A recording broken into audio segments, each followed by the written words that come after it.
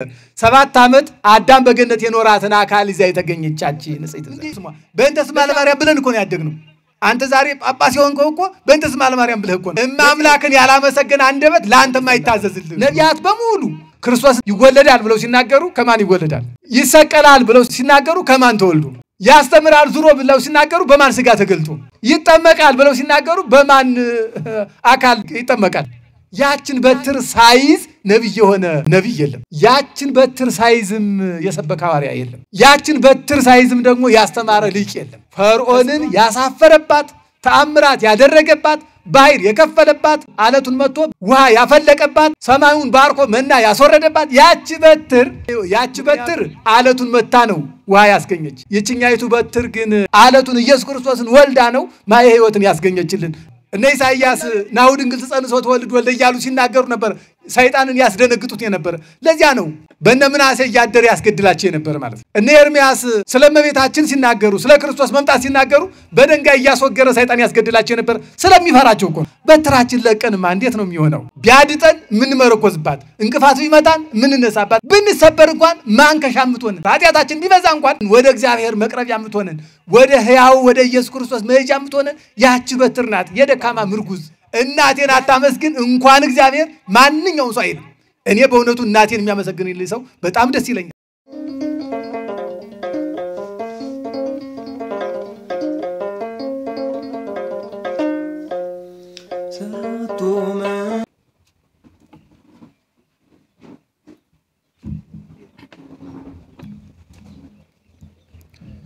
በስመ አብ ወወልድ ወመንፈስ ቅዱስ አሐዱ አምላክ በስመ አብ ወወልድ ወመንፈስ ቅዱስ አሐዱ አምላክ በስመ አብ ወወልድ ወመንፈስ ቅዱስ አሐዱ አምላክ አሜን ቸርነቱና መግቦቱ ርኅራኄውና ይቅርታው እስከዚህ ዕለትና ሰዓት ጠብቆን የሚኖር የአባቶቻችን የቅዱሳን አምላክ ቅዱስ እግዚአብሔር ስሙ ለዘላለሙ የተመሰገነ ይሁን ለእናንተም እንደሚገባችሁ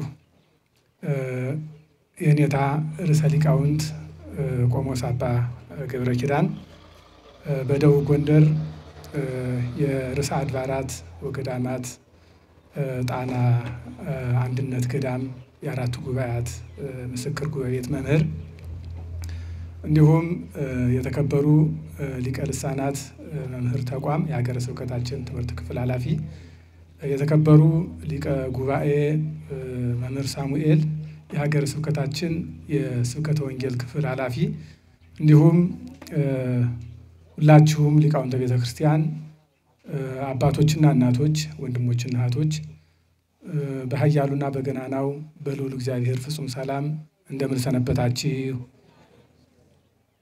እንዴት ዋላችሁ እንደምን አመሻችሁ በሀብቱ ስቦ በረድኤቱ አቅርቦ ከያለንበት በቸርነቱ አሰባስቦ እንዲህ እንደ ከዋክብት ደምቀን እንደ ጽጌያት አሸብርቀን ቃሉን ለመማር እንድንገኝ የፈቀደና የወደደ አባቶቻችን አምላክ ስሙ የተመሰገነ ይሁን ለቃል ርደት ለስጋ እርገት ምክንያት የሆነች እኛም ከጠፋን የዳንባት ከወደቅን የተነሳንባት የሕይወታችን መሰረት የድኅነታችን ምክንያት ርሪተ ልብ ንጽሕተ ንጹሐን ቅድስት ድንግል ማርያም ስሟ የተመሰገነ ይሁንልን እንዲሁም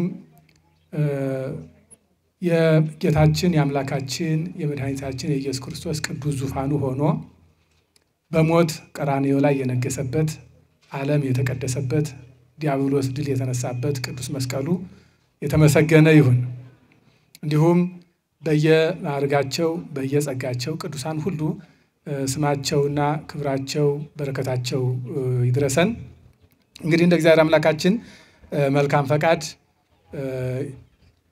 የእግዚአብሔርን ቃል በዚህ ሁሉ ጊዜም በዓለ ጥምቀትን በመናከብርበት የቤተ ክርስቲያኗ ሀብት በሆነው ቤተ ክርስቲያናችን ሁለተኛ መቅደስ አድርጋ ታቦተ ሕጉን አንግሳ በምትቀድስበት ቅዱስ ሥጋውን ክቡር ደሙን በምታቀብልበት እኛም ሁሉ ጊዜ በረከት በመናገኝበት በዚህ ቅዱስ ቦታ ተሰብስበን እንድንማር የፈቀደልን የአባቶቻችን አምላክ ሁሉም በሱ ፈቃድ የሚሆን ስለሆነ ስሙ የተመሰገነ ይሁን። በሌሎችም አካባቢዎች ያሉ ወገኖቻችን እንዲህ በዓል የሚያከብሩበት በረከት የሚያገኙበት በዓለ ጥምቀትን የሚያከብሩበት ተሰብስበው ትምህርተ ወንጌል የሚማሩበት ቦታቸው እንደተከበረ የከበረው ስጋው በተፈተተበት የተቀደሰው ደሙ በተቀዳበት ሌላ ነገር ሳይሰራበት ሁሉ ጊዜም እንደተከበረ እንዲኖር እዚህ ሆነን ይህንን ጸጋ ላጡ ወገኖቻችንም በህሊናም በሐሳብም በቃልም እንጸልያለንና በእውነቱ ቤተክርስቲያናችን ክብሯ እንደተጠበቀ እስከ ዘላለም ድረስ እንድትኖር የእግዚአብሔር አምላካችን ፈቃዱ ይሁንልን። የትምህርት የመነሻ የማደርገው ምንት ዘውስተ እዴከ የሚል ይሆናል። እሱን ከኔ ጋር ትናገሩታላችሁ። በግዕዙ ነው የምትናገሩት። ምንት ዘውስተ እዴከ በሉ እስኪ። በደንብ አይሰማም። ምንት ዘውስተ እዴከ እስኪ ንገሩኝ። አሁን በእጅ ምን ይዘሃል በሉ። ደግሞ በዚህ ቃል ነው የምንነጋገረው ወይም የምንማማረው ማለት ነው። በእጅ ምን ይዘሃል? እንግዲህ ይህን ቃል የጠየቀው ራሱ ባለቤቱ ልዑለ ባሕርይ እግዚአብሔር ነው። የተጠየቀው ደግሞ ሊቀ ነቢያት ሙሴ ነው። እንደምታስታውሱት ሙሴ ከእስራኤል ልጆች እንደ ሙሴ ያለ የዋህ ቅን የለም ብሎ ራሱ እግዚአብሔር የመሰከረለት የዋህና ቅን ነቢይ ነው። ለዚህ ደግሞ የእግዚአብሔር ዓይኖች ወደ ቅኖች እንደሆኑ ወደ የዋሆች እንደሆኑ በተደጋጋሚ በነቢያት እግዚአብሔር ተናግሯል። ይብየ እግዚአብሔር ሀበ መኑ እንየጽር ዘእንበለ ሀበ የዋህ ወጽምው ሕዝብየ። እግዚአብሔር እንዲህ አለ፣ ወደ ማን እመለከታለሁ? ወደ ማንስ ትኩረት ሰጥቼ ትኩር ብያ ያለሁኝ? ወደ የዋህና ወደ ቅን ወገኔ ነው እንጂ ይላል። እና ቅንነት ከምንም በላይ ለእግዚአብሔር የሚቀርብ ንጹህ መስዋዕት ነው። በዚህም ደግሞ እግዚአብሔር ተገልጦ እስከ ማነጋገር ይደርሳልና ሙሴ በቅንነትና በየዋህነት የሚታወቅ በእስራኤል መካከል እንደ ሙሴ ያለ ቅን ወይም የዋህ አላገኘሁም ብሎ እግዚአብሔር የመሰከረለት ታላቅ ነቢይ ነው። ለዚህ ታላቅ ነቢይ ደግሞ በምድር አምሳያ የሌላት ከምስራቅ እስከ ምዕራብ ከሰሜን እስከ ደቡብ በአራቱም አቅጣጫ እግዚአብሔር ተመልክቶ እሷን የመሰለ ያጣባት ወይም ያጣላት እመቤትን በምሳሌ አስረድቶ ነግሮታል ማለት ነው። እና ለቅኑ አባት ለየዋሁ አባት የዋሂት ርግብ የተባለችውን እመቤታችንን በምሳሌ ሲያስረዳው እንዲህ ብሎ ጠይቆታል። በእጅህ ምን ይዘሃል አለው። በእጅህ ምን ይዘሃል ብሎ እግዚአብሔር ለምን ጠየቀ? ሙሴ በእጁ ያዘውን አያውቅም ወይ? እግዚአብሔር እንኳን በእጅ ተይዞ ግዙፍ የሆነውን ነገር ይቅርና እምቅድመ ህሊና ኩሎ ያአምር የታሰበውን ሐሳብ እንኳን አይደለም የሚታሰበውን ገና ከመታሰቡ በፊት የሚያውቅ አምላክ ነው። የሚታሰበውን ከመታሰቡ በፊት የሚሰራውን ከመደረጉ በፊት የሚያውቅ ነው።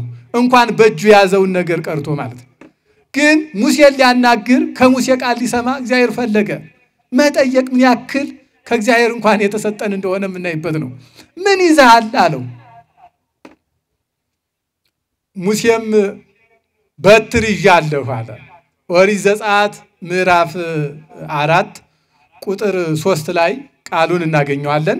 ሐሳቡን ግን ከኋላ ተነስተን ነው ምን ሄደው። ሙሴ እስራኤል በግፍ ተይዘው በነበሩበት ጊዜ የተወለደ እግዚአብሔር ለድነት ፈልጎት ለእስራኤል መድኃኒትነት ፈልጎት ረጅም ዕድሜንም የቆየ በቆየበት ዘመኑ ሁሉ ታላላቅ ስራዎችን የሰራ ብሎም መልአከ ሞትን እስከ ማስደንገጥ ድረስ የደረሰ ነብይ ነው ሙሴ።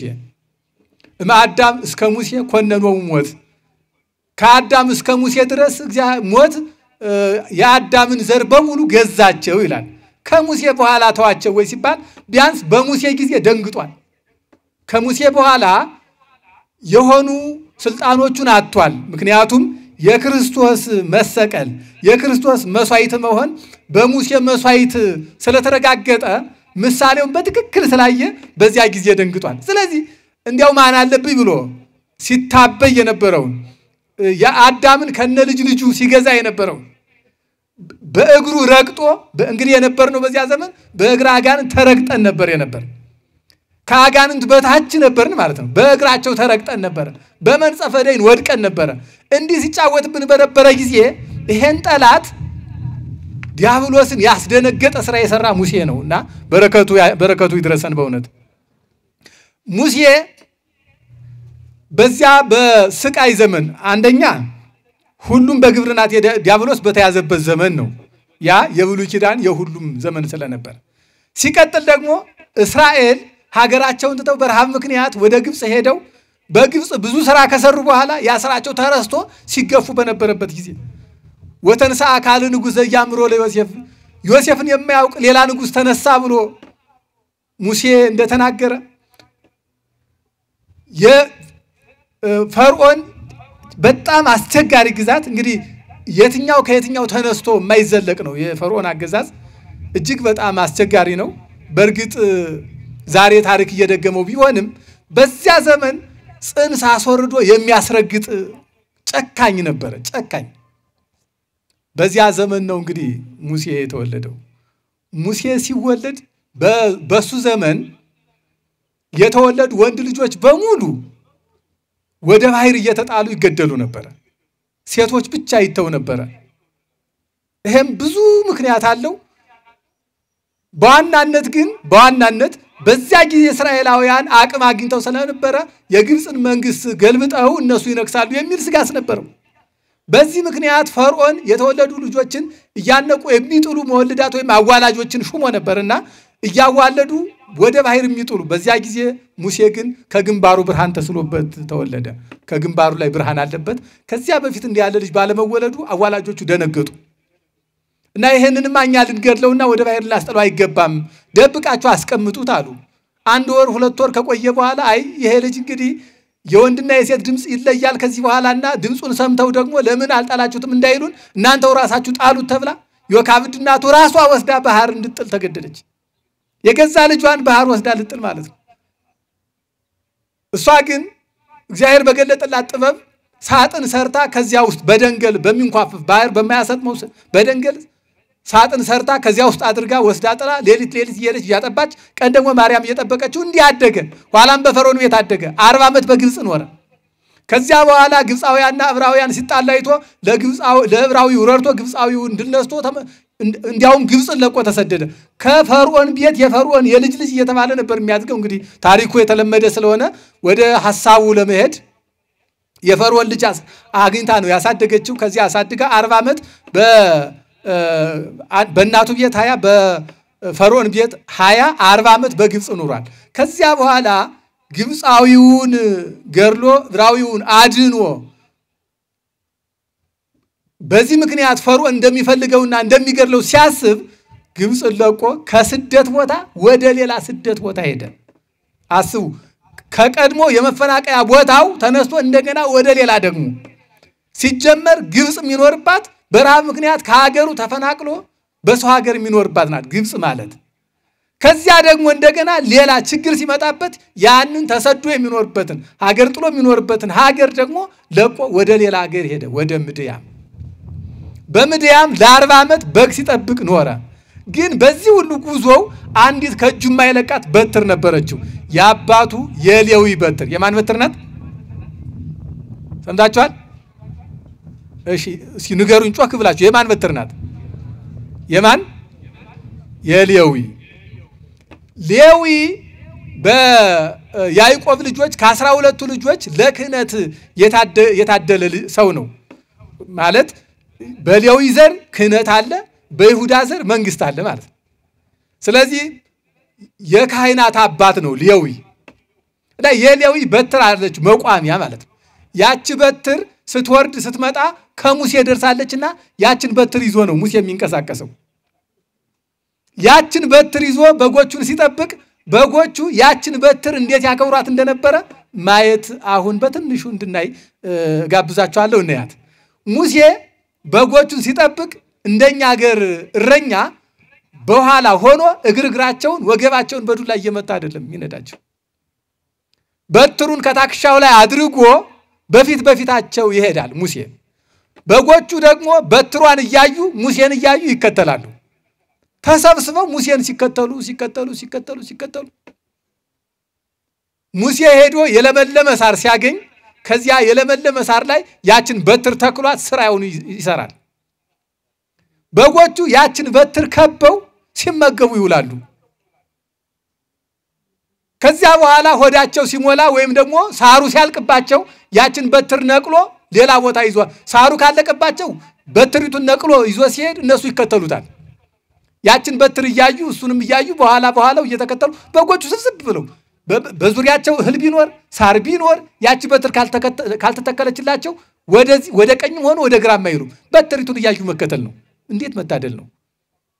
ያችን በትር እያዩ ሲከተሉ ሙሴ ወስዶ ደግሞ ከሚፈለግበት ቦታ ወስዶ ይተክልላቸዋል። ውሃም ሊጠጡ ከሆነ ያችን በትር ከተከለበት ቦታ ሄደው ዙሪያዋን ከበው በትሪቱን ከበው ውሃቸውን ይጠጣሉ። ውሃውን ጠጥተው ወዳቸው ከሞላም ከዚያቸው ይቆማሉ። በትሪቷ ስትነቀል አብረው ይንቀሳቀሳሉ። መተኛትም ካስፈለጋቸው ደግሞ በትሪቱን አጋድሞ ቁጭ አድርግላቸዋል። እዚያቸው ያችን በትር ከበው ይተኛሉ። እንዲያ እያሉ ነው የሚኖሩት። እንዲህ በጎችን እየጠበቀ 40 ዘመን ደግሞ በምድያም በዮቶር ቤት ቆየ ሙሴ። 40 ዓመት ሲሞላው በጎቹን እየጠበቀ ባለበት አንድ ተአምር በርቀት አየ።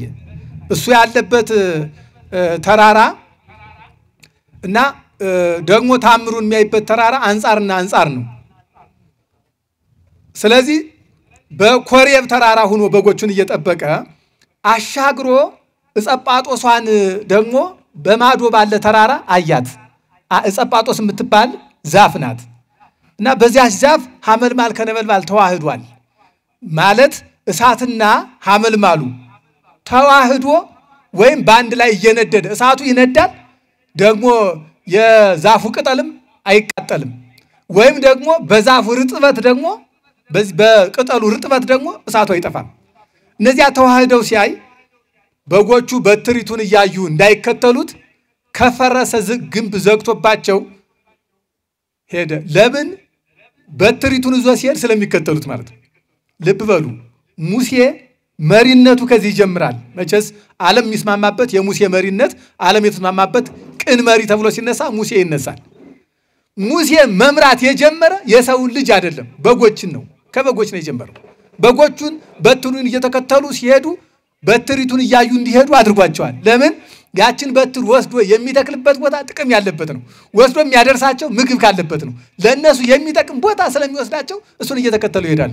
የኛ በጎች ደግሞ እንደምታውቋቸው እንኳን እኛን እየተከተሉ ሊሄዱ እግራቸውን እንኳን እየመታናቸው ከፊታችን እያየናቸው አምልጠው ወደ ቀኝ ወደ ግራ እየሮጡ ከሰው አዝመራ እየገቡ በልጅነታችን ስቶቻችን ተገርፈን እናውቅ ከሆነ ታስታውሳላችሁ መቼም። እያመለጡ ለቀበሮ የሄዱብን ስንት በጎች እንደሆኑ ታስታውሳላችሁ መቼም። በዚህም ስንት ቀን ተገርፈን እንደሆነም ደግሞ አትረሱትም። መቼስ እያንዳንዳችሁ ወይ በአዝመራውን ያስፈላችሁበት ወይ በጉን ያስፈላችሁበት አባታችሁ መቼስ ትንሽ ሳትገረፉ አትቀሩም። የከተማ ልጆች ብቻ ነው ይሄን የማይጋብዛችሁ ማለት ነው። ይሄ ደግሞ ሰውን በግድ መምራት የማይገባ መሆኑን የማይቻል መሆኑን ሙሴ ከበጎቹ ጀምሮ ነው የጀመረው ማለት ነው። በኋላ ሆኖ አልነዳቸውም፣ በፊት ሆኖ ነው ያስከተላቸው። ያውቁት ነበረ። ኋላም ጌታችን መጥቶ መልካም እረኛ እኔ ነኝ ብሎ ሲናገር ያን የሙሴን አጠባበቅ ነው ይዞ ማስተማር ያደረገው። የዮሐንስ ወንጌል ምዕራፍ 10ን ማየት ይቻላል ሙሉ። በፊታቸው ይሄዳል፣ ድምጹን ይሰሙታል፣ በኋላው ይከተሉታል ነው የሚል እንጂ በፊት አድርጎ ይነዳቸዋል። በዱላ እኛ እኮ ሁለት በትር ነው ምን ይዘው አይደል በክስ ስንጠብቅ፣ አንዱ ተለቅ ያለ በትር አንደኛው ደግሞ ለበቅ ነው አይደል። ፈቃደኛ የሆኑትን በለበቁ ሸንቆጥ እያደረግን እንነዳቸዋለን። አስቸጋሪ ከሆኑ ደግሞ በትሩናው ጀምጅመን ደግሞ እግራቸውን እንሰብረዋለን አይደል። እንዲያ ነው የምናደርግ።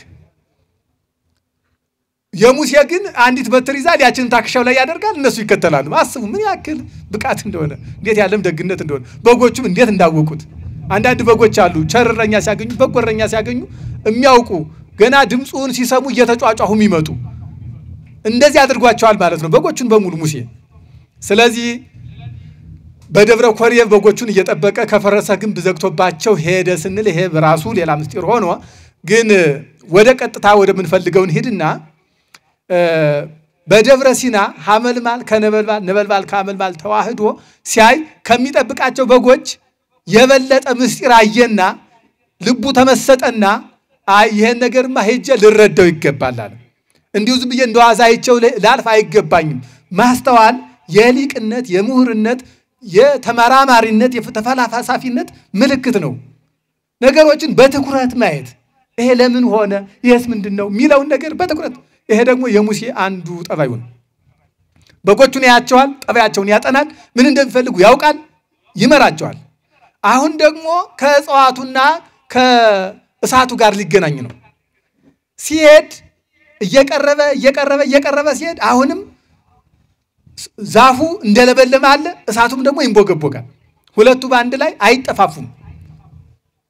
እና እየተገረመ ሲሄድ ጫማ እንደለበሰ ስለነበር ከዚያ ውስጥ ሙሴ ፍታቶታና ሳይኒ ከምገሪከ እስመዘ ተከይራ ምድር ቅድስቲቲ የምትረግጣት ምድር የተቀደሰች ናትና ጫማን ከእግርህ አውልቅ የሚል ድምጽ ሰማ።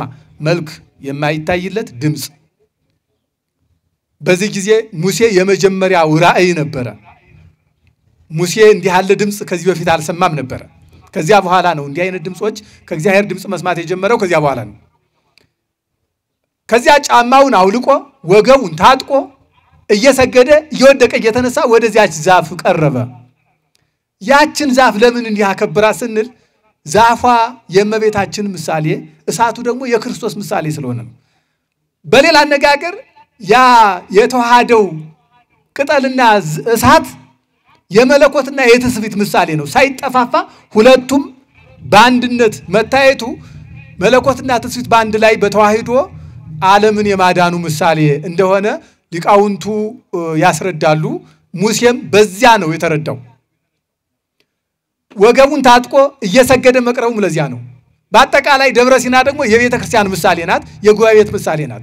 የመለኮትና የትስብእት ተዋህዶ የሚነገርባት የእግዚአብሔር ቸርነት የማይቻለው የሚቻልበት በእግዚአብሔር እንደሆነ የተገለጠበት ምስጢር የታየበት ቦታ ነው። ወቀርበ ይጠይቆ ሊረዳው ቀረበ። በጎቹን ግን ከዚያ ከፈረሰ ግንብ ነው የዘጋባቸው። ለምን እንዳይበተኑ እንደገናም ደግሞ ለሚመጣው ምሳሌ ስለሆኑ ማለት ነው። እሱ ግን ያን ተረዳና ከዚያ ድምጽ መካከል እግዚአብሔር እያናገረው እንዲያውም ሙሴን አለቃ አድርጎ እስከመሾም ድረስ ሙሴ ልብ በሉ የዋህ ነው ብያቸዋለሁ፣ ቅን ነው ብያቸዋለሁና ከዚያው ሲያናግረው እግዚአብሔር ሲያናግረው ራሱን በትህትና ነው የገለጠ። ሂድና አለው እግዚአብሔር ሕዝቤ እስራኤልን ከፈርዖን እጅ ነፃ ታወጣለህ ብሎ እግዚአብሔር ሲያናግረው ምንትኑ አነ እኔ እስራኤልን ነፃ የማወጣ እኔ ማን ነኝ? መኑ አነ እኔ ማን ነኝ? ምንትኑ እኔ ምንድን ነኝ? እስራኤልን ያክል ሕዝብ ፈርዖንን ያህል ጨካኝ ንጉሥ እስራኤልን ከፈርዖን አላቆ ማምጣት እንዴት ነው የምችለው? እኔ ማን ነኝ? በዚያውም ላይ አንደበተ ድዳ ነኝ አለ። በእውነቱ በረከቱ ይድረሰን። አንደበቴ ድዳ ነው መናገር አልችልም አለ። በዚህ ዘመን ሙሴን ማሰብ እንዴት ያለ ጭንቅ ነው በእውነቱ። ሙሴ እኮ ከፈርዖን ቤት ያደገ የእስራኤልን ስርዓት ሲማር ያደገ እናቱ ዮካብድ ለ20 ዓመት ተስፋውን የእስራኤልን ተስፋ ስትነግር ያሳደገችው ሁል ጊዜ በቃለ እግዚአብሔር እስከ 20 ዓመት አድጎ ከዚያ በኋላ ደግሞ የሙሴን ፍትህ ያየ የፈርዖንን ፍትህ ያየ ፍርድ ተጓደለ ድሃ ተበደለ እያለ የቆየ ሰው ነው። ከመናገር በላይ በስራ ብዙ ስራ የሰራ ሰው ነው። እንደኛ ዝም ብሎ በቃላት ብቻ አይደለም። በእውነት ለመናገር በዚህ ዘመን ሁሉም ሰው ጋዜጠኛ ነው፣ ሁሉም ሰው ሰባኪ ነው። እንደምታውቁት ማይናገር የጅል ነው ማለት ነው። ማይናገር እንደምታውቁት ዛሬ ሁሉም ነገር በየቦታው የሚያባላው የሚያናክሰው የሚያዋድደው ሁሉም ይጮሃል። ሙሴ የተመረጠው ለማጣላት አይደለም፣ ለማፋቀር ነው። ለመግደል አይደለም፣ ለማዳን ነው። እስራኤልን ከመዓት ወደ ምህረት ለማምጣት ነው። ግን ያም ሆኖ ስራውን ቢወደውም ሌላ ሰው ምረጥ እንጂ እኔ ማን ነኝ? ከፈርዖን ፊት ቆም ዘንድ እስራኤልን መራ ዘንድ ከ215 ዓመት የባርነት ህይወት አወጣ ዘንድ እኔ ማን ነኝ?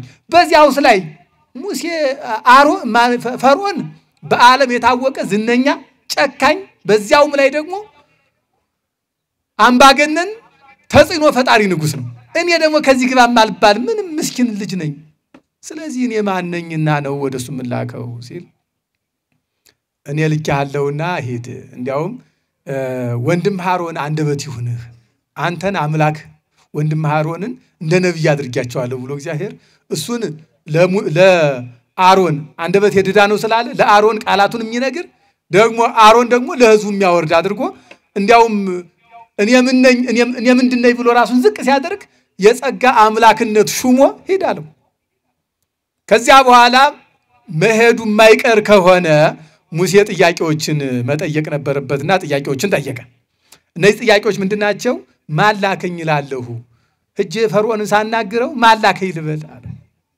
ሃያ ሸራ ሃያ ዛሉ ይሄሉ ያለና የሚኖር ወይም የነበረ ያለ የሚኖር እግዚአብሔር ላከኝ በለው አለው እግዚአብሔር ምን ያደርጋል ቢለኝስ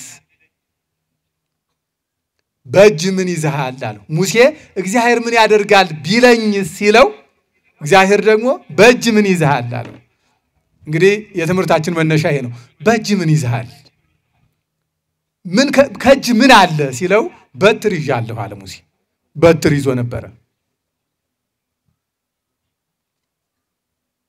እኛ እጅ ላይ ምን አለ አሁን በትርም የለ አይደል አሁን በዚህ መካከል አይጥብት መጣ ምንድነው ያደርጋት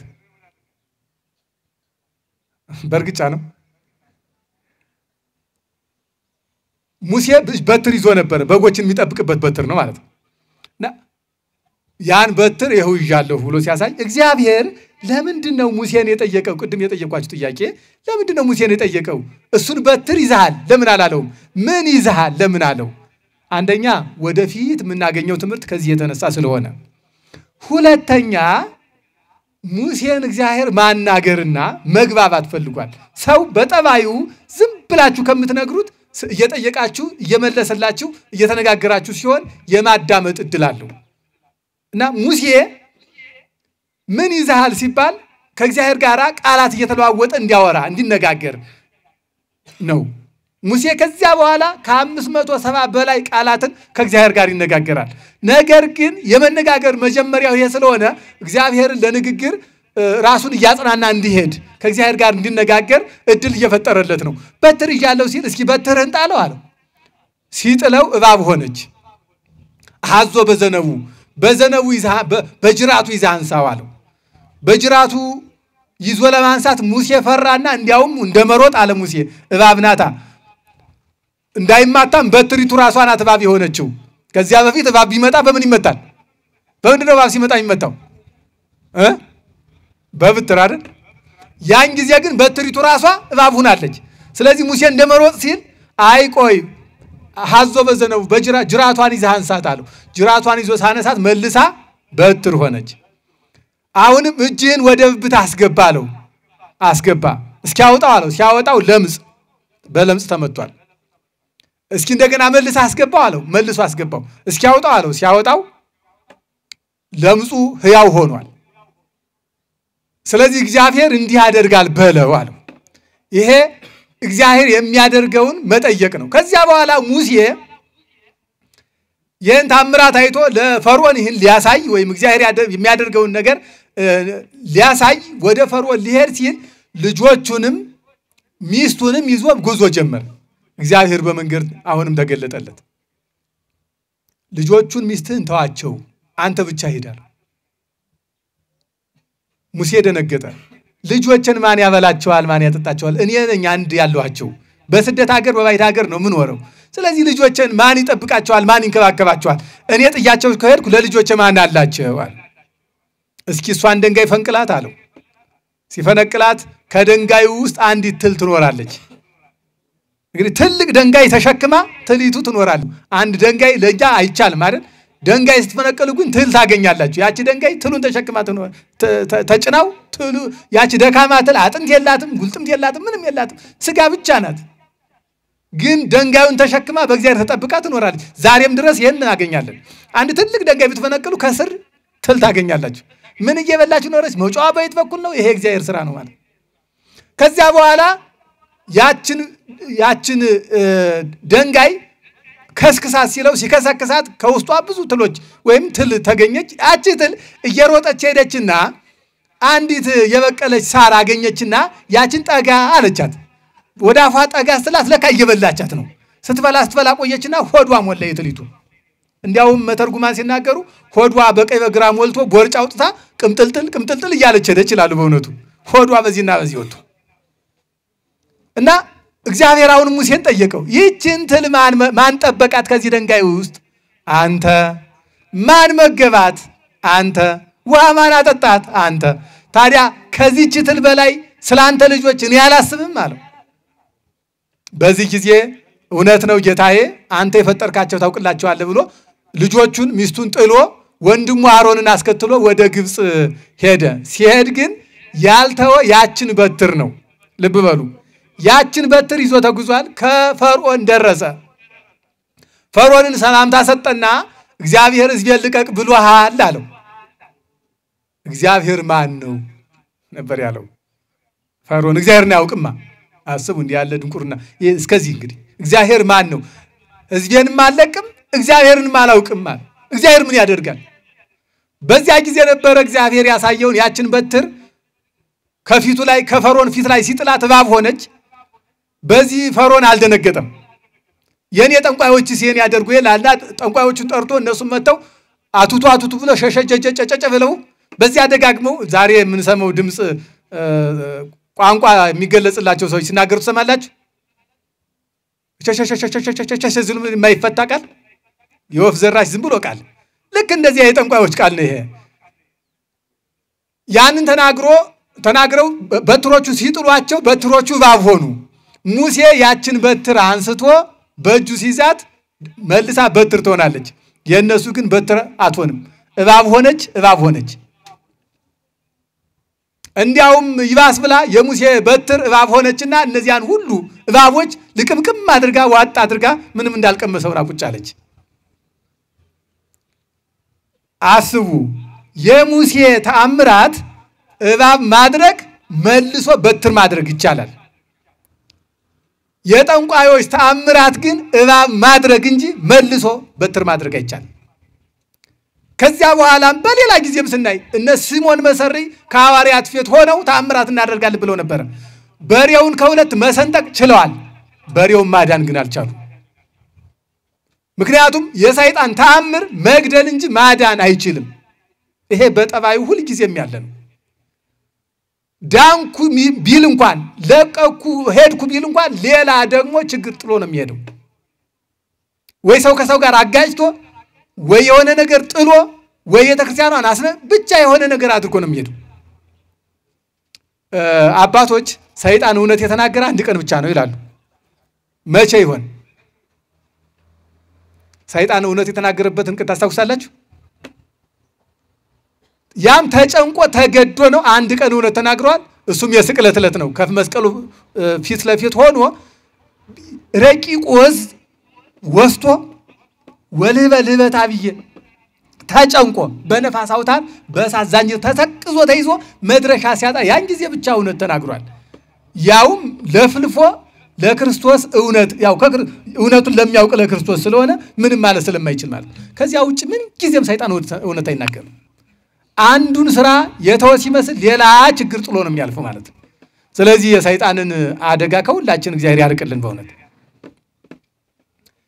ከዚያ በኋላ ሙሴ በዚያች በትር ብዙ ተአምራት አድርጓል። በጣም ብዙ ተአምራት እንደው በቁጥር እንኳን ሲቆጠር ወደ 10 የሚሆኑ። ከዚያ የመጨረሻ ግን እስራኤልን በዚያች በትር እየመራ ይዞ ወጣ። እንግዲህ ባህሩን ደም አድርጓል፣ እንደገና መልሶባታል። በአገራቸው ዝንብ ተቆናጣጭ ዝንብ ልኳል፣ እንደገና መልሷል። ጓጉንቸር ልኳል፣ እንደገና መልሷል። ብዙ ነገር አድርጓል። ከዚያ በኋላ የግብፃውያንን በኩር እስከ መግደል ደርሷል። 10ኛ ይሄ ነው። ከዚህ የመጨረሻ የግብፃውያን በኩር ሲሞት የእስራኤላውያን በኩር ግን ምንም ሳይሆን ሲቀር ጨለማ በግብፃውያን እየሆነ በእስራኤላውያን ግን ብርሃን ሲሆን የሁሉ ነገር አልቻለው ሲል ፈርዖን ሕዝቤን እንግዲህ ከዚህ በኋላ ይዘውጣ ብሎ ፈቀደ። ሙሴ በዚያች በትር መሪነት ያችን በትር እያሳየ ሕዝቡን ይዞ ከግብፅ ባርነት ለመጨረሻ ጊዜ ከ215 ዓመት የግዛት ዘመን በኋላ እስራኤልን እየመራ በዚያች በትር ይዞ እየመራ እስራኤልን ከግብጽ ባርነት አወጣ። ከግብጽ ከወጡ ከተማውን ከለቀቁ ከተጓዙ በኋላ እንደገና የከተማውን ጭር ማለት አይቶ ፈርዖን ተከተለ። ሲከተል በበላ ፈረስ በደለበ ፈረስ ስለሆነ ይሄድ የነበረ ሙሴ እንግዲህ መጫቶች አሉ፣ እናቶች አሉ፣ ነፍሰ ጡሮች አሉ። እስራኤላውያን 15 ዓመት በ215 ዓመት በቆዩበት ሀገር ብዙ ነገር ሆነው ነው የሚመለሱት። ለምሳሌ ወደ ግብጽ ሲመጡ 75 ነፍስ ነበሩ። ሲመለሱ ግን 600 ሺህ ያህል ናቸው። ይሄን ያክል በዝተው ነው የሚመለሱት። እና ከነዚያ መካከል ብዙ አይነት ሰው አለ። እና ቀስ አድርጎ ስለሚሄድ የኤርትራ ባህር ሲቃረቡ ሙሴ ቀስ ብሎ ስለሚሄድ ፈርዖን ደግሞ ወታደሩን የሰለጠኑን ብቻ ይዞ ስለሚመጣ ደረሰባቸው። እና እንዲያው የሚገርመው ከአንድ ዛፍ የሁለቱም ከብቶች ታስረው አድረዋል ይላል። ግን እግዚአብሔር በደመና ጋርዶ ሳያተያያቸው አደሩ። በበነጋው አሁንም ሙሴ ለእስራኤላውያን ግብጻውያን ይታዩአቸዋል፣ ለግብጻውያን ግን እስራኤላውያን አይታዩአቸውም። ምክንያቱም እግዚአብሔር ሰጉሯቸዋል። እና እስራኤላውያን ወደ ሙሴ ጮሁ፣ እነዚህ ጨካኞች መጡብን፣ ከዚያው ካለንበት ብንሞት ይሻል ነበር፣ እዚህ ልታስፈጅን ነው እያለ ሲጮህበት፣ አሁን ሙሴ ያለችው አማራጭ በትሪቱን አንስቶ ወደ እግዚአብሔር መጮህ ነበረ። እንግዲህ አስቡ፣ ይህች በትር ሁልጊዜ ከሙሴ እጅ የማትለይ በትር ናት። ወደ እግዚአብሔር አመለከተ። አሁንም እግዚአብሔር ምን አለው? በእጅ ምን ይዘሃል አለው። ሙሴ በእጁ ምንድነው ያዘ? ምንድነው ያዘው? በትር። እስቲ በደንብ ጮኻችሁ በትር በሉ እስቲ። እና ታዲያ የትዳችሁ ኖራል።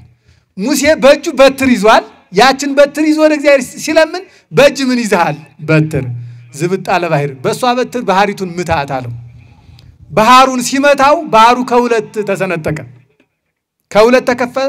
አረፍተ በይም ነው አረፍተ በጽም፣ በቀኝም እንደ ግድግዳ በግራም እንደ ግድግዳ በመካከል የብስ ሆነ። ግን እንዲያ ሆኖ ቢከፈልም እስራኤላውያን ገብተው መሻገር አልቻሉ፣ ፈሩ። ምክንያቱም አዲስ ነገር ነው። ባህር ተከፍሎ ሰው ሲሻገር ከዚያ በፊት ታይቶ አያውቅም። እና እንግዲህ እስራኤል ሲጓዙ ከመጀመሪያው ተወላጅ የያዕቆብ የመጀመሪያው ልጅ ሮቤል ይባላል። የሱ ልጆች በመጀመሪያ ቀጥሎ እንደ ትውልዳቸው ማለት ነው። የመጨረሻው ብንያም ነው። እና የመጨረሻ የሚጓዝ ነገደ ብንያም የብንያም ዘሮች በመጨረሻ ይጓዛሉ። ያመጡ ከባህሩ ዳር ይቆማል። እንደገባን የባህር በመካከል እንደገና ድፍና አርጎ ይበላንስ ይያለን። የብንያም ነገድ በመጨረሻ ሲመጣ ሁሉም ቆመዋል። ሙናችሁ ነው የቆማችሁ ሲል አረ ይሄ ባህር ተከፍሏል፣ ነገር ግን ስንገባ ቢያሰጥመን ምለን ፈርተናል። የብንያም ወሬዛ ባይሉ የብንያም ነገድ ጠንካሮች ነበሩና ከዚያ በኋላም ጳውሎስ የሚወለድ ከነሱ ነው። የአባቶች አምላክ የእስራኤል አምላክ ባህሩን ከፍሎ ተሻገር ሲለኝ ለጠላት ራሴን አሳልፌ እሰጣለሁ ኑ ግቡ ብሎ በመጀመሪያ የመጨረሻው ተጓዥ በመጀመሪያ ተጓዘና ባህሩን ሰንጥቆት ወይም ደግሞ በዚያ በተከፈለው ባህር መካከል ሲሻገር ሌሎችም እሱን አብነት አድርገው እየተከተሉ ተሻገሩ። እስራኤላውያን በሙሉ ተሻገረው ሲያልቁ ግብጻውያን አሻግረው አዩአቸው። አሁን ይሄ ባህር መልሶ ሳይገጠምብን እንሻገር ብለው ግብጻውያን ደግሞ በፈረሳቸው ፈረሱን እንዲያውም ልጓም ለልጓም አስተሳስረው ማለት ነው ተያይዘው ወደ ባህሩ ሲገቡ በዚህኛውም የቀረ ሳይኖር በዚያኛውም ብቅ ያለ ሳይኖር እንዳሉ እንደገቡ አሁንም ሙሴ ወደ እግዚአብሔር አመለከተ። እንዴት ልሁን? ይሄን ወገኔ ሊያጠፋብኝ ነው ፈርዖን መጣ ሲል ዝብጥ አለ ባህር። አሁን በእጅ ምን ይዛል ሲባል በትር ይዟል። በበትር ባህሩን ምታው ተባለ። ባህሩን ሲመታው ተገናኝቶ አሰጠማቸው ግብጻውያንን ማለት ነው። ይሄ ታሪኩ ነው። ያቺ በትር አሁንም ሌላ ስራ ትሰራለች። እስራኤላውያን እየዘመሩ በደስታ ሆነው እየዘመሩ የሚሄዱ ግን ቃዴስ በርኔ ወደሚባል በረሃ ነው፣ የሲና በረሃ ሲሄዱ ውሃ ጠማቸው። እየዘመሩ ነው የሚሄዱት፣ በደስታ ተውጠዋል። በዚያ መካከል ውሃ ጥም አለ። ውሃ ሲጠማቸው ምን ይጠጡ? ተጨነቁ። ከዚህ በውሃ ጥም ልትፈጀን ነው ወይ ያመጣን ብለው በእውነቱ ወደ ሙሴ ጮሁበት። ሲጮሁበት አሁንም ሙሴ ወደ እግዚአብሔር አመለከተ። ይህን ህዝብን የወልጄዋለሁ ወይ ውሃ እያለ ደግሞ ጮህብኝ ምን ላድርግ ሲለው በእጅ ምን ይዛል? ምን ይዟል? በትር። ዝብጥ አለ ኮኩ። አለቱን በብትር ምታው ተባለ። አለቱን ሲመታው 12 ጡት አውጥታ አለቲቱ ውሃ ማፍለቅ ጀመረች፣ የማይነጥፍ ውሃ። አሁንም እስራኤላውያን ያንን ጠጡ። ከዚያ በኋላማ መና ሲያምራቸውም ወደ ሙሴ መጮህ ነው። መናውም ከሰማይ ወረደ። እንዲህ እያደረጉ በሙሴ መሪነት ያችን በትር ትናንትና በግ ይጠብቅባት የነበረችን በትር ዛሬ ደግሞ እስራኤላውያንን ይመራባት ጀመር። ይቺ በትር ከሙሴ እጅ የማትለይ በትር ኋላ ደግሞ ሌላ ስራ ልትሰራ ነው። ደግሞ በኦሪት ዘኍልቍ ምዕራፍ 17 በአሮን እጅ ደግሞ ልትገባ ነው። የሌዊ በትር ናት ይቺ በትር።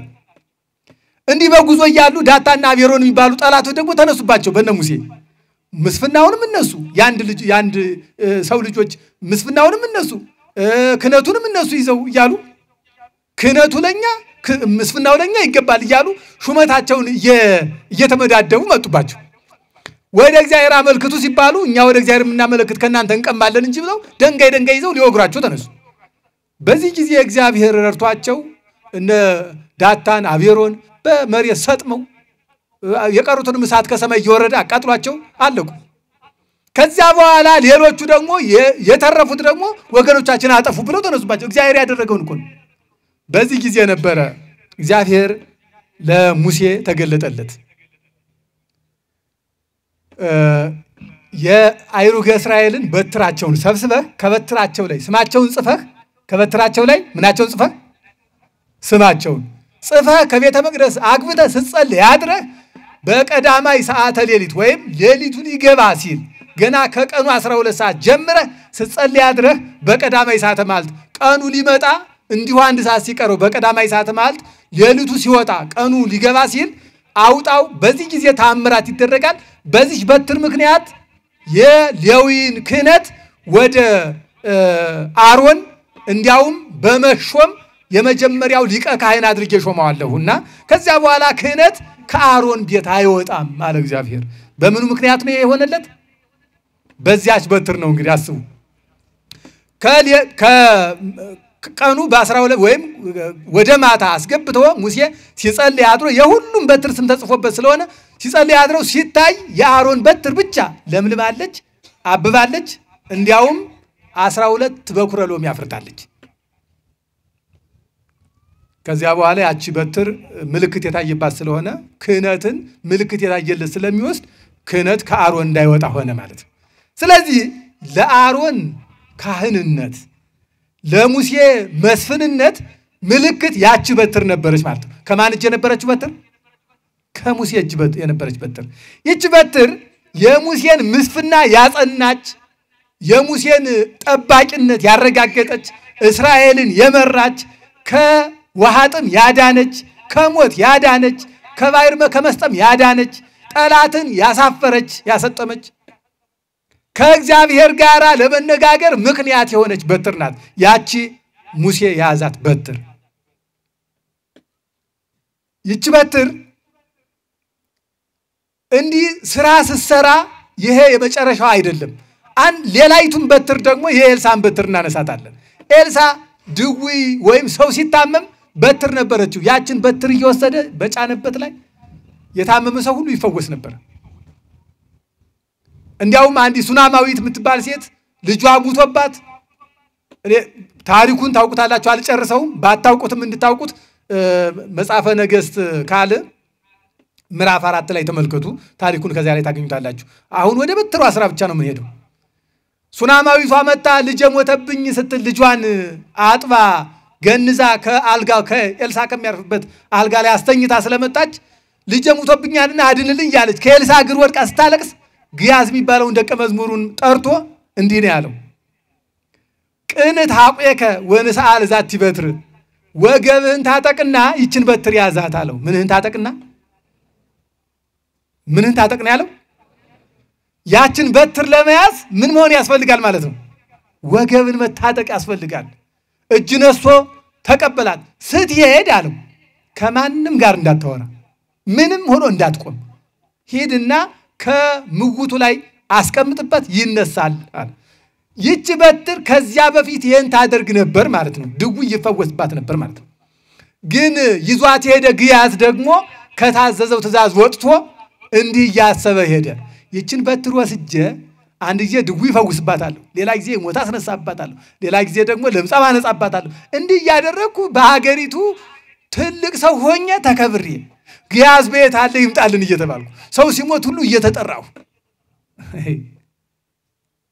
እንዲህ ተከብር ይኖርባታል እበላባታለሁ እጠጣባታለሁ ሾምባታለሁ እሸለምባታለሁ እያለ ሄደ ስጋዊ ሐሳብ እያሰበ ወስዶ ከዚያ ከሞተው ልጅ ላይ ቢጥለው እንኳን ሊነሳ ቀና ብሎም አላየው አሁን ያች በትር ያላስነሳች ከምን የተነሳ ነው ሲባል እሷም ማታስነሳውን አይደለም የያዛት ሰው ለበትሪቱ የማይመጥን ሆኖ ስለተገኘ ነው ያችን በትር ለመያዝ የተገባ ስላልነበረ ሲሰጠው እኮ እንደዚህ አልነበረም ወገብን ታጥቀህ እየፈራህ እየተንቀጠቀጥክ ቀስ ብለህ ግን ደግሞ እየፈጠንክ አንተ ማድረግ ያለብህን እያደረክ ማለት ወደ እግዚአብሔር እየተማጸንክ በፈሪሃ እግዚአብሔር ሆነ ሂድ ይባል እሱ ደግሞ በውዳሴ ከንቱ ልቡናውን አሳብዮ እየሮጠ ሄደ አልሆነም አልተነሳም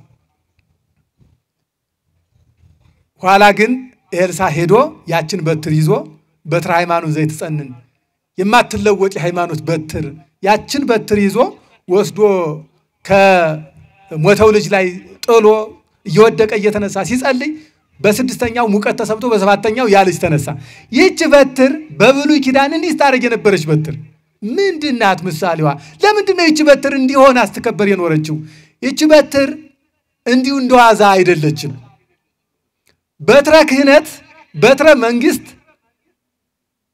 የአሮን ክህነት የሙሴ መንግስት የጸናባት ይህች በትር እንዲያው ምሳሌዋ እንዲሆና በምሳሌነቱ ብቻ ልትቀር አይደለችም ዋናዋን እመቤታችንን እየሰበከች እያስተማረች የምትመጣ በትር ናት በእጅ ምን ይዛሃል ተብሎ ሙሴም የተጠየቀው የያዘውን በትር ሙሴ ያላየ እግዚአብሔር የሙሴን በትር ያላየ ሆኖ አይደለም ከዚያሽ በትር ምሳሌነት ተነስቶ የበትሪቱ ምሳሌነት አማናዊቷ እመቤታችን የማትለወጥ የሃይማኖት በትር ኋላ መጥታ የምሰራው ለማሳየት ነው ምክንያቱም በትንቢተ ነቢያት በስብከተ ሐዋርያት የተገለጠች ያቺ በትር ከሁሉም ሰው እጅ እንድትኖር ስለሚያስፈልግ ነው በእጅ ምን ይዛሃል እግዚአብሔር ሲልክ በእጁ በትር አስይዞ ነው የላከው ያቺ በትር እመቤታችን ናት ፈርዖንን ያሳፈረባት ተአምራት ያደረገባት ባሕር የከፈለባት አለቱን ሰንጥቆ ወይም አለቱን መጥቶ በህቱም ኮክ ውሃ ያፈለቀባት ሰማዩን ባርኮ መና ያስወረደባት ያቺ በትር እመቤታችን ናት ምክንያቱም ያቺ በትር አለቱን መታ ነው ውሃ ያስገኘች ይችኛይቱ በትር ግን አለቱን ወልዳ ወኮኩሰ ክርስቶስ ውቱ ኮኩ የተባለው ኢየሱስ ክርስቶስ ነው የተባለውን ኮኩን ራሱን ወልዳ አለቱን ኢየሱስ ክርስቶስን ወልዳ ነው ማየ ህይወትን ያስገኘችልን ለአቲ ስብሐት ክብር ምስጋና ይድረሳት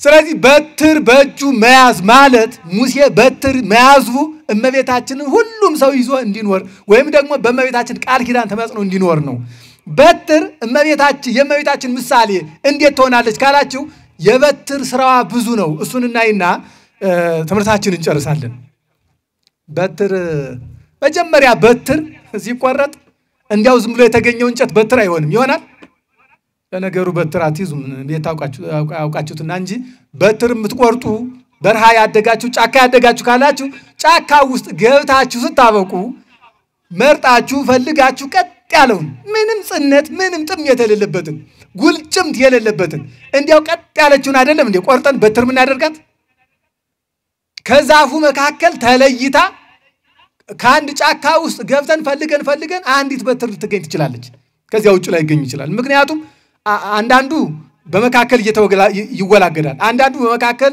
ሌላ ዛፍ ወጥቶበት ጉልጭምት ነገር ይሆናል እና አልመችላል ቀጥ ብላ መለል ብላ የወጣችው ያቺ ቀጥ ብላ የወጣችው ግን በትር ትሆናለች እመቤታችን አስቡ ከአዳም እስከ ኢያቄም ወይም እስከ ሐና ዘመን ድረስ እስከዚያ ዘመን ድረስ የአምላክ ማደሪያ የሚሆን ንጹህ ሰው አልገኝ ብሎ እግዚአብሔር ምስራቅ ምዕራቡን ሰሜን ደቡቡን አየ ተመለከተ ነገር ግን እንደሱ ያለ አላገኘ አንዲት በትር አገኘ እሷም እመቤታችን ናት የአምላክ ማደሪያ የምትሆን ከስጋዋ ስጋ ከነፍሷ ነፍስ የነሳባት ንጽሐ ጠባይ ያላደፈባት ንጽሕት ዘር ያቺ በትር ነው ያቺ በትር በኢሳይያስ ስትነገር እንዲህ ተነግራለች ወሰዋኮ እግዚአብሔር ያትረፈለነ ዘርአ ከመሰዶም ኮን እግዚአብሔር ዘርን ባያስቀርልን ኑሮ እንደ ሰዶም በሆን ገሞራንም በመሰል ነበር። ነቢያት በሙሉ ስለመቤታችን ሳይናገር ትንቢት ተናግሮ ያለፈ ነብይ የለም። ሲጀመር ትንቢት ሲነገር የትንቢት መጀመሪያው እመቤታችን ናት። ለምን ክርስቶስን ተወለደ ይወለዳል ብለው ሲናገሩ ከማን ይወለዳል? ይሰቀላል ብለው ሲናገሩ ከማን ተወልዶ? ያስተምራል ዙሮ ብለው ሲናገሩ በማን ስጋ ተገልጦ? ይጠመቃል ብለው ሲናገሩ በማን አካል ይጠመቃል? ስለዚህ የሁሉም ትንቢት መነሻ እመቤታችን ናት ማለት። ያችን በትር ሳይዝ ነብይ የሆነ ነብይ የለም። ያችን በትር ሳይዝም የሰበከ ሐዋርያ የለም። ያችን በትር ሳይዝም ደግሞ ያስተማረ ሊቅ የለም። ስለዚህ በትር ሳይዝ የሚሄድ ሰው ጉዳቱ ብዙ ነው። አሁን እንመለከታለን። እና እመቤታችን በትር ስትባል በመጀመሪያ ንጽሐ ጠባይ ያላደፈባት ንጽሕተ ዘር በአዳም በደል ዓለም ተረግሞ በነበረበት በዚያ በጨለማው ዘመን የተገኘች ንጽሕተ ዘር 7 ዓመት አዳም በገነት የኖራትን አካል ይዛ የተገኘቻች ንጽሕተ ዘር ያቺ እመቤታችን በበትር ተመስላ ተገኝታለች ማለት ነው። በትር ቀጥ ያለ እንደሆነ ሁሉ እመቤታችንም ከዚያ ከጠመመው ዘመን ከጠማማው ዓለም ዘመን ቀጥ ያለች ንጽሐ ጠባይ ያላደፈባት ጥመጽነት የሌለባት ንጽሕተ ዘር ሆና እሷ ባትገኝ ኑሮማ እንደ ሰዶም በሆን ገሞራንም በመሰል ነበር። ሌላው እመቤታችን በበትር ስትመሰል ያማላጅነቷ ምሳሌ ነው። ልብ በሉ። ምን ይዛል ሲባል በትር ይዣለሁ። በትር ያዘን ሰው እባብ አይቀርበውም። ወሶበይ የይ በትረ ምደሰብ ይጎይ አርቤ እባብ ብልህ ነው ብሎ በወንጌል ሲነገር ይገርማችኋል። አንዱ ብልሃቱ በትር ያዘ ሰው ሲያይ መንገር ሰብሮ ይሄዳል። በትር ያላዘ ሰው ሲያገኝ ግን በእግሩ ላይ ሸር ብሎ ይሄድበታል። አሁን በዚህ መካከል እባብ ቢመጣ በእውነት ሁሉም እናቴን እያለ መሮጥ ብቻ ነው የሚሆነው። ምክንያቱም ምንም የለም። በትር ያዘ ሰው ካላየ ደግሞ እባብ ደግሞ በጭቅላት ነው የሚወጣ በራስ ላይ ይወጣል። ምክንያቱም በትር አይቶ ከሩቅ ይሸሻልና። እመቤታችንን በአማላጅነቷ በእናትነቷ ያልተማጸነን ሰው ዲያብሎስ ይሰለጥንበታል። እባብ የተባለ ዲያብሎስ ነው። እመቤታችን ይዘን ካልተገኘንማ ምኑን እንችለ ነው? ያችን በትር ይዘን ካላየንማ አውሬው አይድረስ ነው። ለምን ካላችሁ በብሉይ ኪዳን ሰልጥኖ የነበረ እመቤታችን ገና ስላልመጣች ማስፈራሪያቸው እመቤታችን በትንቢት እየተናገሩ ነበር። እነ ኢሳይያስ ናሁ ድንግል ትጸንስ ወትወልድ ወልደ እያሉ ሲናገሩ ነበር። ሰይጣንን ያስደነግጡት የነበረ ለዚያ ነው። በእነ ምናሴ እያደረ ያስገድላቸው የነበረ ማለት ነው። እነ ኤርምያስ ስለ እመቤታችን ሲናገሩ ስለ ክርስቶስ መምጣት ሲናገሩ በድንጋይ እያስወገረ ሰይጣን ያስገድላቸው የነበረ ስለሚፈራቸው እኮ ነው። የእመቤታችን ነገር ሲነሳ ከሷ የአምላክ መወለድ ነገር ሲነሳ በዚህ ድል እንደሚነሳ ያወቀ ሁሉ ጊዜ ሰይጣን ይህን የተናገረን ሰው ሲገድል ሲያስገድል ይኖር ነበር። እና እባብ በትር ያዘ ሰው ይፈራል ማለት እመቤታችንን አማላጅ አድርጎ በቃል ኪዳኑ የተማጸነን ሰው ዲያብሎስ አይቀርበውም። ስለዚህ በአማላጅነቷ ተማጽነን ዲያብሎስ እንዳይቀርበን አማላጅነቷ አይለየን። ሌላው አሁንም በትር ያዘ ሰው አድጦት አይወድቅም። እንቅፋት መጥቶትም አይወድቅም። ለምን ካላችሁ ሲያድጠው በትሩን አስቀድሞ ወስዶት ይተክላል። ስለዚህ በበትሩ ተመርጉዞ ይድናል ማለት ነው። ደካማ የሆነ ሁሉ በትር ያስፈልጓል። ምክንያቱም እንቅፋት አንቅፎት እሾህ ወቅቶት ዳጣ አድጦት እንዳይወድቅ ጨለማም ከሆነ በትር ያስፈልጋል። ገደል ሜዳ እንዳይመስለው ባህሩ ሳር እንዳይመስለውና በዚያ ውስጥ ገብቶ እንዳይሞት አስቀድሞ በትሩን አይነ ስውርም ከሆነ በትር ያስፈልገዋል። አስቀድሞ በበትሩ ነው አይደል እያዳሰም ይሄደው። እና አንድ ሊቅ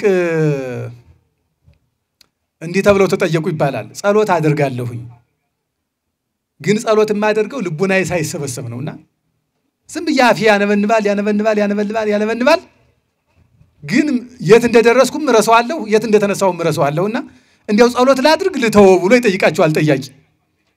እናንተስ እንዴት ናችሁ? የሰኞ ውዳሴ ማርያም ደግማችሁ እንጨርሳለን ስትሉ ከማክሰኞ ውስጥ ገብታችሁ አግኝታችሁ ታጣቁም እንዲህ ያጋጥማል የረቡን ዳዊት ደገምን ብለን የማክሰኞን እንደገና መልሰን ስንደግም ተገኝተን አናውቅም አይድረስ ነው አንዳንድ ጊዜ እና እንዲህ ያደርጋለሁ እንዴው ጸሎቱን ልተው ወይስ ምን ይሻለኛል ብሎ ጠየቃቸው ይኸውልህ አሉት አይነ ስውር በትር ይዞ ቋ ያረገ ይሄዳል እና ሲሄድ የሚያያውሪ ጅብም ሆነ ነብር አንበሳም ሆነ እባብ ያ ሰውዬ በትር መያዙን ነው የሚያይ እንጂ እንደማያያስብ ስለዚህ በትር መያዙን አይቶ ፈርቶ አውሬው ይሸሻል እንደዚህም ሁሉ አንተ ጸሎት ስታደርግ የምታደርገውን ጸሎት እየሰማ ሰይጣን አንተ ተስማው አትስማው ሳያስብ እንዴው ዝም ብሎ መጸለይህን ብቻ እየሰማ ራሱ ይሸሽልሃልና ጸሎት አድርግ ዝም ብላ ብትረሳም ቢሆን አስታውስ ግን አትተው አሉት እና በትር ማለት ለብዙ ነገር መድኃኒት ነው በትር ይዞ ቋቋ ያርጉ በራሱ እና በጨለማም የሆነ ሰው አይኑ ማየት የማይችልለት ሰው እንዲህ አይነት ነገሮች በትር ይዛሉ እኛ ሁላችን እንደዚያን ሩቅ ማየት አቅቶናል ጽድቅና ኩነኔው ጠፍቶብናል ኃጢያቱና ጽድቁ አልለየን ብሏል ስለዚህ እመቤታችንን ትተንማ በትራችን ለቀንማ እንዴት ነው የሚሆነው በትራችን መያዝ አለብን በእጅ ምን ይዛሃል ተብለን ስንጠየቅስኛ ምን ይሻለው ነው የምንለው ክርስቶስ መጥቶ እንደ ሙሴ እፊቱ ላይ አቁሞ በእጅ ምን ይዛሃል ቢለን ምን ይዘናል እንለው ነው በትር ብለን እንደ ሙሴ ማሳየት ወይ ሰረምንም ማለት ባዶ ከመሆን እግዚአብሔር ይጠብቀን በእውነት በትር ይዘን መገኘት አለብን በትር ማለት ክርስቶስ ሲመጣ የሚጠይቀን ሃይማኖት ነው ማለት በአብ በወልድ በመንፈስ ቅዱስ ማመን በሰራው በቅዱሳኑ ላይ በሰራው ስራ ማመን እና በትር ይዘን መገኘት ያስፈልጋል ማለት ይሄ ነው በእመቤታችን አማላጅነት ጸንተን ብንወድቅ እንኳን ምን ቢያድጠን ምን መረኮዝባት እንቅፋት ቢመጣን ምን እንነሳባት ወይም ማንወድቅባት ምን መረኮዝባት ብንወድቅ እንኳን እንደ ሶስተኛ ሀገር ተጠቅመን ብንሰበር እንኳን ማንከሻምት ሆነ በእውነት እና በትር የሌለው ሰው እግሩ ቢሰበር በምን ይሄዳል ችግር እኮ ነው ስለዚህ መሄድ እንኳን ባንችል እግራችን እንኳን ቢሰበር ኃጢያታችን ቢበዛ እንኳን ማንከሻምት ሆነን ወደ እግዚአብሔር መቅረብ ያምት ሆነን ወደ ሕያው ወደ ኢየሱስ ክርስቶስ መሄጃ ያምት ሆነን ያቺ በትር ናት የደካማ ምርጉዝ ያችን በትር በእጅ መያዝ ያስፈልጋል እጅ ማለት እንዳጠቃላይ ሰውነትን ማጠቀም ሁሉ ነገርን ያሳያል ለምሳሌ ቃል እጅ ይባላል የኢዮአብ እጅ አለበት አለ ዳዊት የኢዮአብ እጁ አለበት ማለቱ ቃሉ አለበት ማለት ነው በካህናት እጅ ኃጢያት ይሰራል ይላል መጽሐፍ በካህናት እጅ ምን ይሰራል ኃጢያት ይሰራል በካህናት እጅ ማለት በካህናት አንደበት ማለት ነው እግዚአብሔር ይፍታህ ሲሉ ነው ኃጢያት የሚሰራይ ስለዚህ እጅ አንደበት ይባላል እንደገና እንዳጠቃላይ በብሔላችን ሰው የእጅህን ይስጥ ይባላል አይደል የእጅህን ይስጥ ማለት በእጅ ያስከውን ይስጥ ማለት ነው የሥራህን ያድራጎትህን ይስጥ ማለት ነው አይደል ስለዚህ ለእናንተ ግን የእጃችሁን አይስጣችሁ የእጃችን ብዙ ችግር ነው የእጅህን ይስጥ ማለት እርግማንም ነው ምርቃትም ነው ይባላልና የእጅ ማለት ግን እጅን ብቻ ይሄ እጅን ብቻ የሚያሳይ አይደለም እጅ የሚንቀሳቀሰው በአይምሮ አዛዥነት ስለሆነ ሁሉ ነገርን የሚያሳይ ነው ማለት ስለዚህ በእጅ ምን ይዛል ማለት በህሊና በሐሳብ በአይምሮ በነፍስ በውስጥ ምን አለ እመቤታችን ካልክ ትክክል መልሰሃል እሱ ካልሆነ ግን ሞታል ዛሬ እመቤታችን ለማመስገን እንኳን አንደበት የማይቻል ሲሆን የሚነቅፉ ሰዎች እንዴት ድፍረት እንዳገኙ እኔ ይገርመኛል በእውነቱ እንዲያው እነ ቅዱስ ቄርሎስስ እንዴት ዝም እንዳሉ በእውነቱ አንዳንድ ጊዜ ቅዱስ ቄርሎስ በንስጥሮስ ዘመን እኮ ንስጥሮስ ወላዲተ አምላክ አይደለችም ብሎ ሲናገር በአደባባይ ከረታው በኋላ እኮ እንደገና ከታሰረበት ሄዶ እረማ አምላክ በላት ብሎ ነበር የጠየቀው አምላክ በላት አይ ይሄ ለአንደበቴ ተስማምቶኛል በዚህ ቃል ነው መቀጠል ሲል እንዲህ አልካልና ከዚያ በኋላ ቅዱስ ቄርሎስ ሊቃውንት ሁሉም ቢሆኑ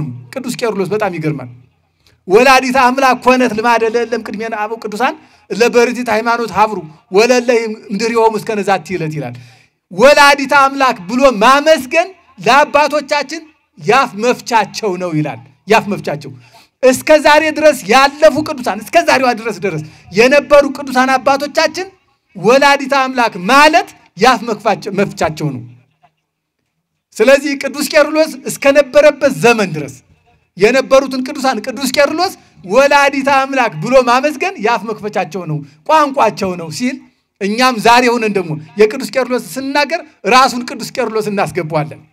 ነገ ደግሞ ከኛ በኋላ የሚነሳ ትውልድ ደግሞ ወላዲተ አምላክ እያልን ካለፍን ደግሞ እኛን ያስገባል። አመስግነናት ከአበው ተራ ለመቆጠር እንዲያበቃን ፈቃዱ ይሁንልን። እመቤታችን የማያመሰግን አንደበት ምን አንደበት ይባላል? እና ቅዱስ ቄርሎስ ኧረ ተው አመስግናት አለው። ተው አመስግናት የአባቶቻችን ሁሉ እኮ የአንደበት መፍቻቸው እኮ ወላዲተ አምላክ ማለት ነው። ማደጊያችን እኮ ነው ስሟ። በእንተ ስማ ለማርያም ብለን እኮ ነው ያደግነው። አንተ ዛሬ ጳጳስ የሆንከው እኮ በእንተ ስማ ለማርያም ብለህ እኮ ነው። ስለዚህ ወላዲተ አምላክ በላት ሲል አይ የምናገረው ነገር ለአንደበቴ ተስማምቶኛልና ወላዲተ አምላክ ብዬ አላመሰግንም አለ።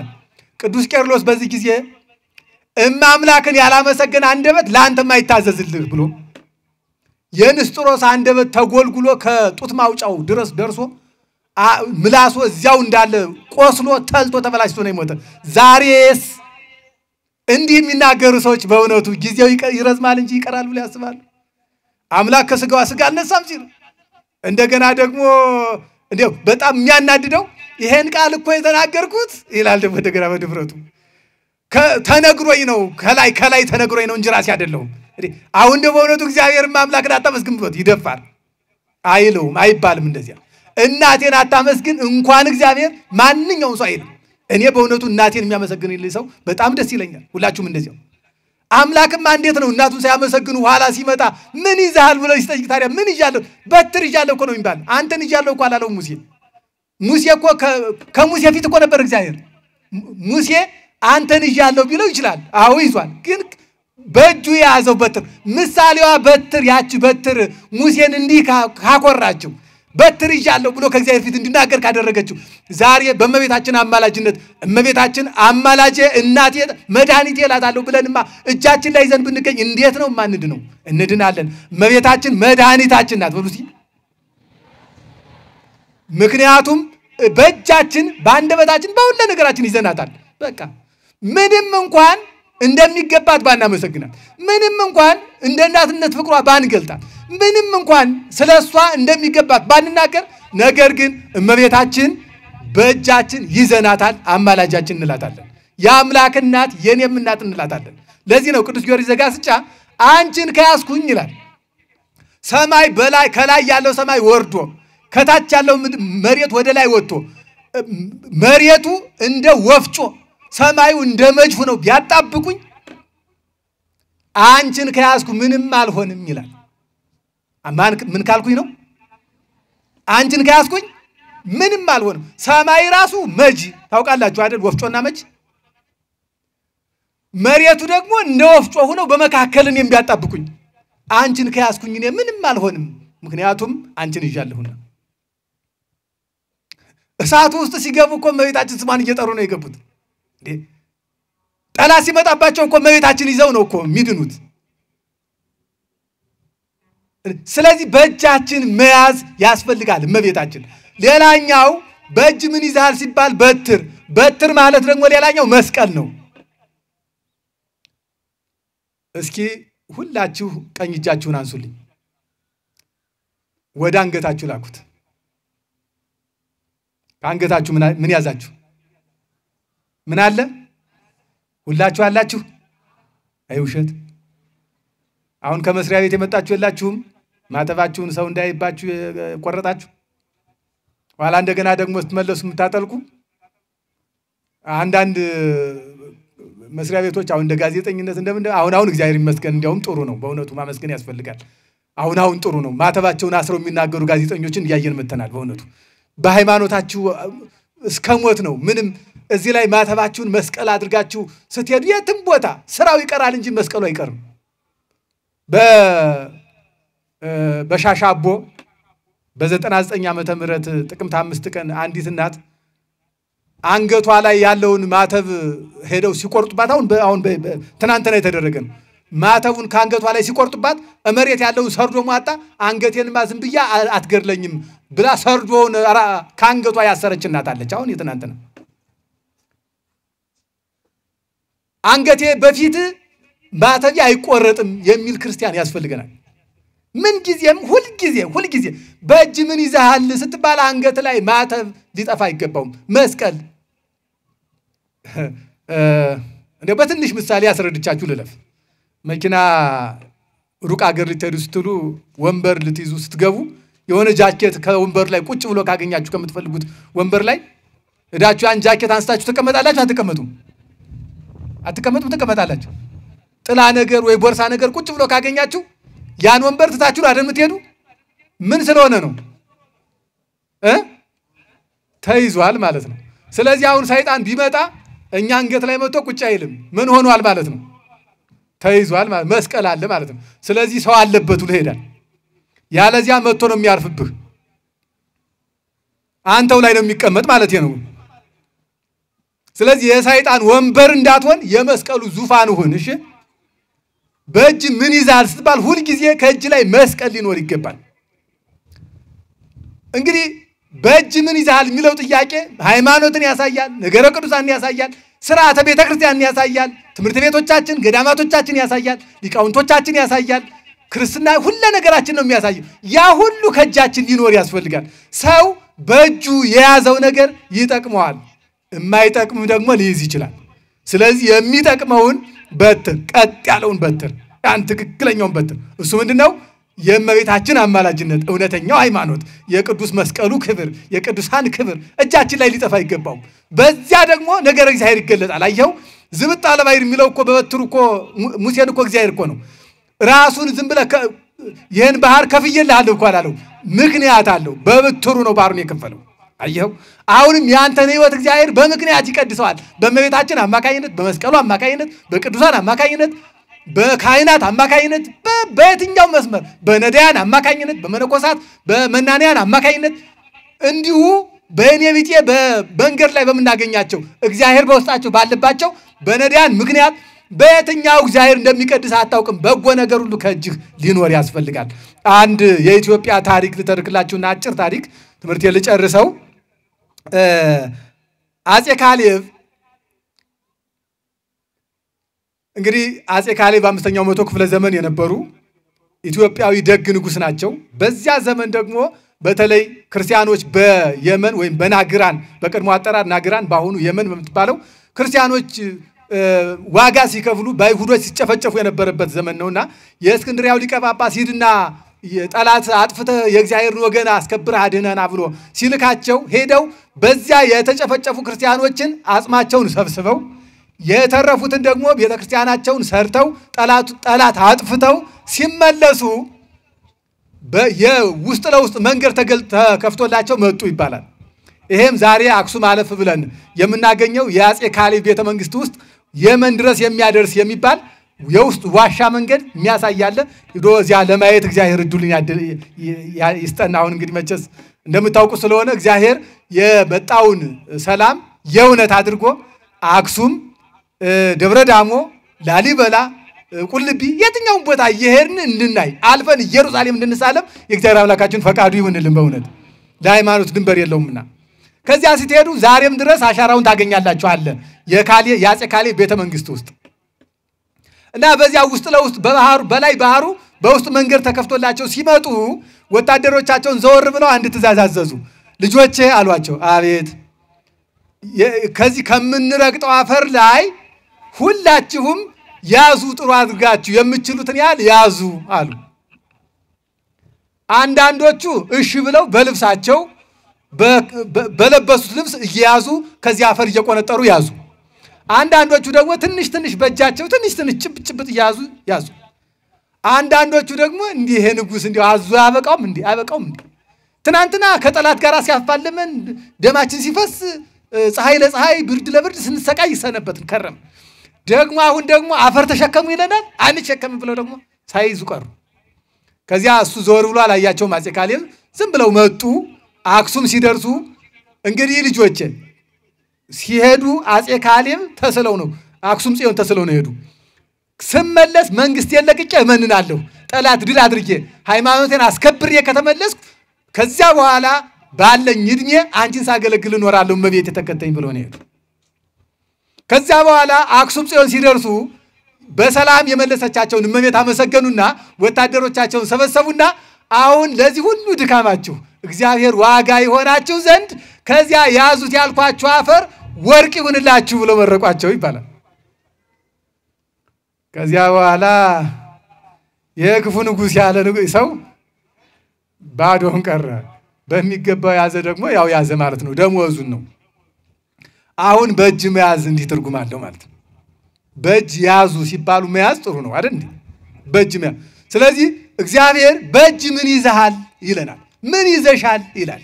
ስለዚህ ሁሉ ጊዜ እመቤቴን ማለት ያስፈልጋል። ድንግል ማርያምን ርሪተ ልቧን አማላጇን ማለት ያስፈልጋል። ከሁሉም በላይ ከምንም በላይ ከእመቤታችን ፍቅር ጋራ ልቡናው የተጣበቀለ ሰው የታደለ ነው በእውነት የሷን ፍቅር። ለዚያ ነው ሊቃውንቱ ሁሉ ጊዜ አባቶቻችን ገዳማውያኑ ጸሎት ሲያደርጉ ጣዕሟን ፍቅሯን እግዚአብሔር አምላካችን ከልቡናችን አያርቅብን የሚሉ ጣዕሟን ፍቅሯን ያድለን። እማሮስ ወከርጥ እንዴ ስሟ ሲጠራኮ ማርያም ማለት እኮ እንዴት ይጣፍጣል በእውነቱ። ለዚያ እኮ ነው አባቶቻችን እንደው ስሟን ስንቅ አድርገው የሚኖሩት። እንዴ ማንስ ሲወጣ ከቤቱ ምን ይዛል? ሁሉም ሰው እኮ ስሟን ይዞ ነው መንገድ የሚወጣው እኮ። እና አንቲ እስማ አንቲ ለነ ስንቁ የመንገደኛ ስንቁ አንቺ ነሽ ተብሎ የተጠራ ይሄ ስሟ ነው። ስለዚህ ስሟን ይዞ መጓዝ ያስፈልጋል። እንግዲህ በትምህርታችን በእጅ ምን ይዛል ነው። አሁን እግዚአብሔር መጥቶ ምን ይዛችኋል ቢላችሁ ምን ይዛችኋል? መልሳችሁ ምንድነው? አሁን እመቤታችን ይዘናል ማለት ውዳሴ ከንቱ አይደለም በእውነት። እመቤታችን ይዘናል ማለትና እመቤታችንን አገለግላታለሁ አስደስቻታለሁ አመስግኛታለሁ ማለት ሁለቱ የተለያዩ ናቸው። ቢያንስ እንኳን ባናስደስታት ቅድም እንዳልኩ እንደ ክብሯ መናገር ባንችል ግን እናምንባታለን። እናታችን ናት አይደል እንዴ? መስቀሉን አስረናል አይደል? ባንገታችን ይዘራል። ስለዚህ በእጃችን መስቀሉ አለ፣ በእጃችን እመቤታችን አለች። ስለዚህ ያንን ማዕበል ያንን ባህር በበትሪቷ አማካይነት የከፈለ እግዚአብሔር በእኛም ላይ የመጣውን አደጋ በሙሉ በእመቤታችን አማላጅነት ከፍሎ እንዳልነበረ አድርጎ እግዚአብሔር አምላካችን ወደ ሰላሙ መንገድ ወደ ሰላሙ ቦታ እንዲያደርሰን ፈቃዱ ይሁንልን። ወደ ምድረ ርስታችን ወደ ገነት ወደ መንግስተ ሰማያት እንዲያበቃን በአማላጅነቷ ፈቃዱ ይሁንልን። ወስብሐት ለእግዚአብሔር ወለወላዲቱ ድንግል ወለመስቀሉ ክቡር። ይቆየን።